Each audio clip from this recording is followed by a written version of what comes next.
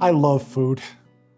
Food is all about community. It's about heritage and tradition and family.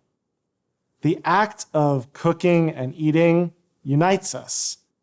And it also communicates so much about what makes us distinctive. Jewish cuisine includes just a dazzling array of food cultures.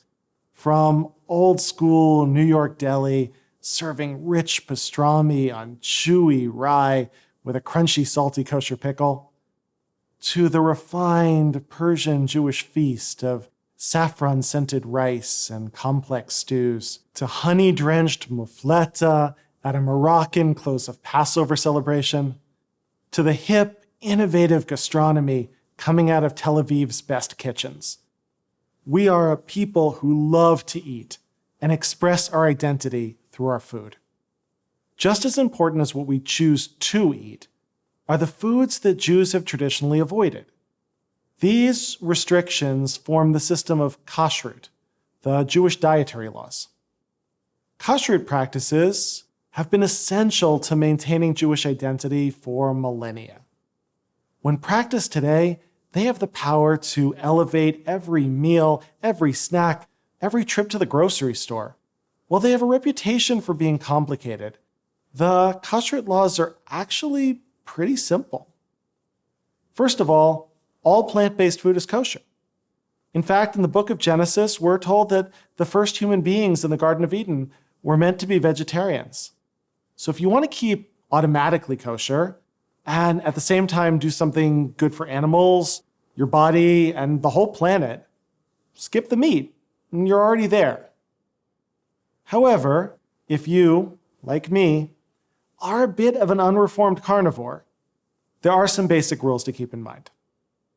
The Torah gives specific physical characteristics to let you know whether an animal is kosher or not. Mammals need to have a split hoof and chew their cud. That includes beef and lamb, famously excludes pork.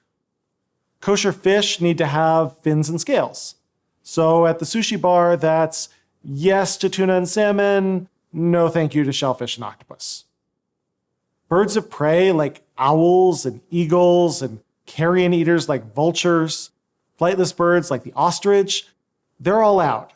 But nearly all the poultry we commonly eat, chicken, turkey, duck, all of that's okay. Eating bugs and reptiles is not kosher, and it's also pretty gross.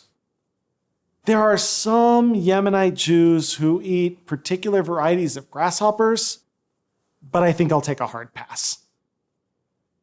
At the very end of each of the 3 passages in the Torah dealing with the laws of kashrut, there's the same enigmatic phrase, don't boil a kid in its mother's milk. Truth is, we don't know precisely what that commandment referred to historically. Some scholars suggest that there may have been a sort of ancient magical practice done by the people in the region of sacrificing a baby goat and cooking it together with its mother's milk in a mystical, spiritual blending of the forces of life and death. The rabbis of the Talmud, however, understand this passage to prohibit something much more everyday. On its basis, they rule that meat-based foods, dairy-based foods, shouldn't be cooked together or eaten together, shouldn't be served on the same plates or prepared in the same pots and pans. It's why a traditional kosher kitchen will include 2 sets of dishes, one for meat, one for dairy. Every Jewish house needs a lot of kitchen cabinetry. Foods in neither category, like fruits and vegetables, grains, fish, and eggs, are all called pareve and can be eaten with meat or with dairy and served and prepared on any dish you like.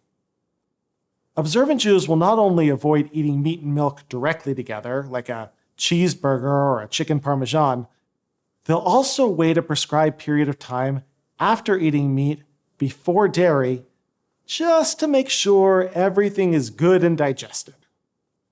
Though, of course, as with all things Jewish, there are multiple opinions about exactly how long to wait. The strictest folks tend to wait for about 6 hours. Others follow a more lenient custom of waiting for 3 hours. The Jews of Holland, interestingly enough, have for many centuries only waited 1 hour. This is called the Custom of Amsterdam because, as we all know, almost anything goes in Amsterdam. There's one final set of rules, which govern the method by which a kosher animal must be killed for their meat to be permissible. Basically, the animal needs to be slaughtered with a very sharp knife to the throat, a process called shrita, which is supposed to kill the animal nearly instantly and with a minimum of suffering.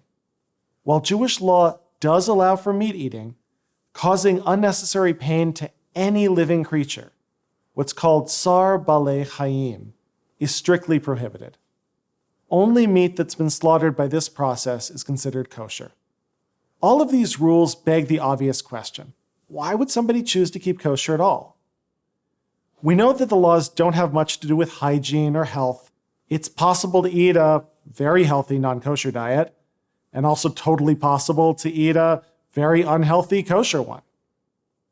Some Jews understand the purpose of keeping kosher simply as an expression of obedience to a law that they believe was given directly by God. The 20th century Israeli philosopher Yeshayahu Leibovitz explained that it's actually a good thing that there are no reasons given in the Torah for these laws. If there were obvious reasons to avoid pork or shellfish, we would avoid them for those reasons, not out of a pure love and respect for God's commandments. For others, keeping kosher is much less about God than it is about us. Speaking personally, I fall into that camp. Keeping kosher is important to me because it reminds me every single day, multiple times a day really, of who I am and what are the commitments that guide my life. To put it in modern language, kashrut is a mindfulness practice, raising the ordinary act of eating into a moment for a mitzvah. By stopping even for a second and saying, "Can I eat that?" I'm bringing attention to the otherwise mundane act of consumption and linking it back to my tradition and my values.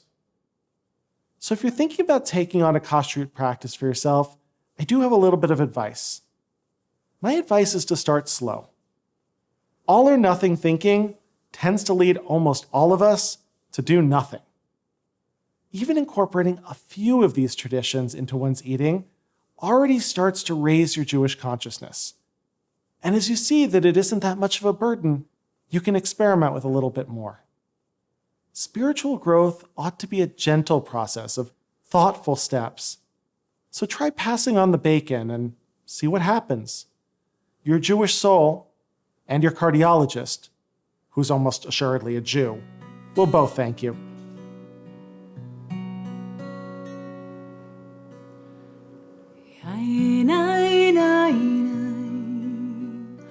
Yaina